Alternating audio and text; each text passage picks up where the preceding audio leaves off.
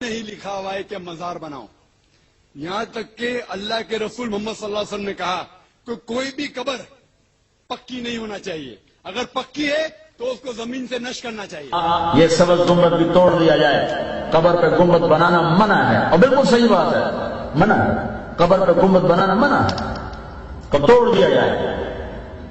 علماء اپنے اپنے ہیلے بیان کریں گے، ہر علماء اپنے اپنے ہیلے بیان کریں گے. کیا حضور صلی اللہ علیہ وسلم کے لیے کوئی خصوصیت؟ حضور صلی اللہ علیہ وسلم کے لیے کوئی خصوصیت نہیں، اور یہ گنبد بنانے والے یہ بدعتی شریفی حضور صلی اللہ علیہ وسلم کے لیے کوئی خصوصیت نہیں، اور یہ گنبد بنانے والے یہ بدعتی شریفی اور یہ 7ویں صدی ہجری اور 6ٹھی صدی کے آخر میں یہ گنبد تعمیر ہوئی، اور اس کے اوپر پہلے بلو کلر تھا، پھر ترکیہ حکومت نے اس کے اوپر گرین کلر لگایا جس کو گنبد خضرا کہا جاتا ہے. تو اس کے توڑنے کا حکم اللہ کے رسول صلی اللہ علیہ وسلم نے دیا ہے، بے شک دیا ہے، اور چونکہ اس میں ایک فتنے کی بات ہے اس لیے اس سے رکی ہوئی وہ بات انشاءاللہ تعالیٰ وقت آئے گا تو وہ بھی ٹوٹ جائے گا، اس میں کوئی مسئلہ نہیں ہے. انشاءاللہ تعالیٰ وقت آئے گا تو وہ بھی ٹوٹ جائے گا، اس میں کوئی مسئلہ نہیں ہے. یہی سمجھانا چاہتا ہوں، کچھ لوگوں کو مزاروں سے چڑے، دیکھیں جی ضرورت نہیں ہوتی ہے، اوپر چھت ڈال دینا، یہ کر دینا، وہ کر دینا. اچھا یار صحابہ سے پوچھتے، صحابہ کرام کیا مزار بنائیں گے کہ نہیں بنائیں گے؟ بخاری شریف، کیا بولا میں نے؟ بخاری شریف کی حدیث ہے.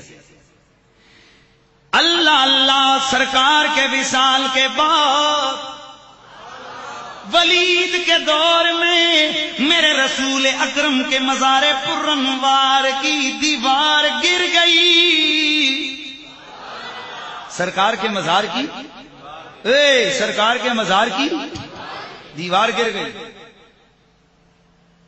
سرکار کے مزار کی دیوار گر گئی.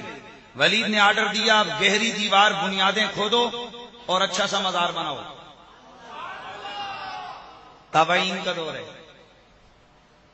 اللہ اللہ ولید کے کہنے پر اس جگہ سے کھدائی شروع کر دی گئی. اچانک کھدائی کرتے کرتے ایک پاؤں باہر نظر آنے لگ گیا. ایک انسانی پاؤں باہر نکلا قبر سے باہر. تو ہر طرف یہ شور مچ گیا کہ رسول اللہ کا قدم ہے، رسول اللہ کا قدم ہے، رسول اللہ کا قدم ہے. حضرت عروہ بن زبیر آپ آئے، آپ نے جب دیکھا، لوکیشن دیکھی، سارے معاملات دیکھے، اپنے ابا سے سب کچھ تو پوچھا ہوا تھا، سیدہ عائشہ سے تو سب کچھ پوچھا ہوا تھا. آپ نے دیکھ کے فرمایا یہ رسول اللہ کا قدم نہیں ہے، بل ھذا قدمو ھذہ قدمو عمر بن الخطاب، اور یہ رسول اللہ کا پیر نہیں ہے، یہ عمر فاروق کا پیر ہے. کتنے عرصے بعد نکلا؟ 100 سال کے بعد نکلا. 100 سال کے بعد نکلا. ابھی سمجھ نہیں آئی تجھے؟ کتنے عرصے کے بعد نکلا؟ 100 سال کے بعد. بالکل صحابہ کہتے ہیں جب ہمارا ہاتھ لگا جیسے زندوں کا پاؤں ہوتا ہے، جیسے زندوں کا پاؤں ہوتا ہے. تابعین کہتے ہیں ایسے لگا جیسے زندوں کا پاؤں ہوتا ہے. میں نے پوچھا بے ادب ٹولا اتنا بتاؤ، یہ تو صدی کے قریب وقت گزر گیا وصال کے بعد، ان کا مزار بننے کے بعد، یہ جو آج پاؤں ظاہر ہوا یہ کس کا ہوا؟ بخاری کہتی ہے حضرت عمر کا ہوا. بخاری، کوئی اور کتاب نہیں، بخاری. یہ وہی بخاری ہے جسے تو صبح بھی پڑھتا ہے، جسے تو شام بھی پڑھتا ہے. یہ وہی بخاری ہے جسے پڑھ کے تجھے بخار آ جاتا ہے، پیار نہیں آتا. بخاری، یہ وہی بخاری کہہ رہی ہے کہ پاؤں ظاہر ہوا کس کا؟ جناب حضرت سیدنا فاروق اعظم کا. 100 سال کے قریب وقت گزر گیا، 100 سال کے قریب وقت گزر گیا، لیکن پاؤں سلامت ہے. اور بابا ذرا سمجھو، پہلی بات تو یہ کہ مزار کی دیوار گری، اس کا مطلب ہے کہ مزار 12ویں 13ویں صدی والوں نے نہیں بنائے، پہلی صدی والوں نے بنائے تھے. اور پھر اگلی بات قدم مبارک ظاہر ہوا، اسے کچھ بھی نہیں ہوا تھا. او یار اگر نبی کے غلام کے قدم کو زمین کچھ نہیں کہہ سکتی تو میرے رسول کے جسم کو زمین کیا کچھ کہہ سکتی ہے؟ اللہ اللہ مزار کی دیوار مکمل کی گئی. یہ تو بعد کی بات گئے. سیدہ عائشہ صدیقہ طیبہ ام المؤمنین ام المؤمنین ام المؤمنین، ہم مومنوں کی ماں مدینے میں قحط سالی ہو گئی ہے. پیار سے مدینے میں قحط سالی. کیا کروں میں؟ ام المومنین کچھ کیجئے. بارش نہیں رہی، برس رہی. آپ نے فرمایا اچھا ایسا کرو، سرکار کے مزار کی چھت سے کھڑکی نکالو.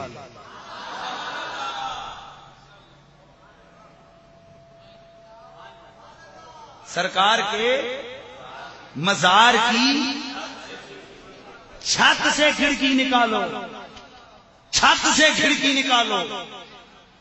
انہوں نے ام المومنین کا کہا مانا، کھڑکی نکالی.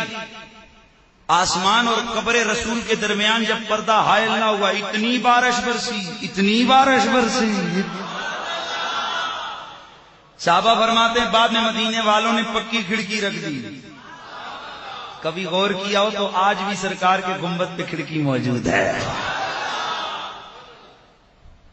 پتا چلا چھت اس وقت بھی میرے رسول کے مزار کی تھی. آئے ہائے، میرے رسول کے مزار کی چھت اس وقت بھی تھی. کہا نہیں وہ تو نبی کا مزار ہے. میں نے کہا نبی کا بھی ہے، ساتھ ابو بکر کا بھی ہے، ساتھ عمر کا بھی ہے.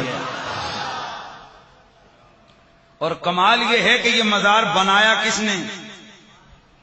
صحابہ نے. تو اگر مزارات بنانا شرک ہوتا تو کیا رسول اعظم کے غلام شرک کرتے رہے؟ یہ کیوں کہا، یہ کیوں کیا، یہ اس طرح مزارات کیوں بنائے؟ ارے کلمہ پڑھنے والوں، پتا چلا یہ مزارات، یہ قبہ، یہ رسول کے قبر منور کے اوپر چھت، اصحاب پیغمبر کے مزارات یہ کیوں بنائے؟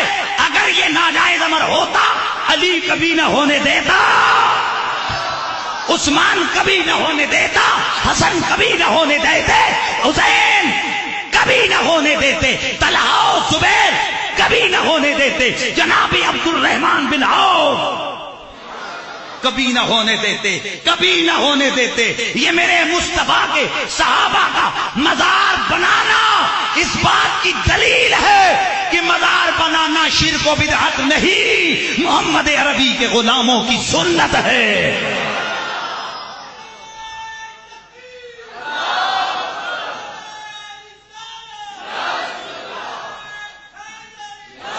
لیکن مزار بنتا سب کا نہیں، کسی کسی کا ہے.